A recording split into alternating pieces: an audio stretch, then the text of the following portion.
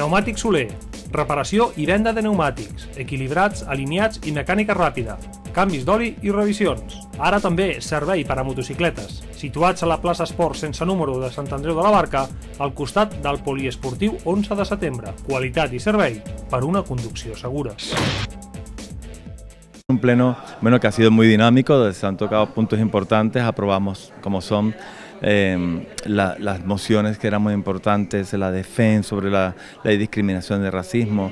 Hay unos datos que nos preocupan, como que ha aumentado los delitos de odio un 33% y el 40% de los jóvenes inmigrantes en Barcelona han tenido alguna vez miradas o palabras que lo han discriminado. También, por supuesto, la moción de PP de Sonia, que ha sido una moción muy, como nos gusta a nosotros, muy municipal, muy trabajada, muy in situ sobre una problemática de una plaza.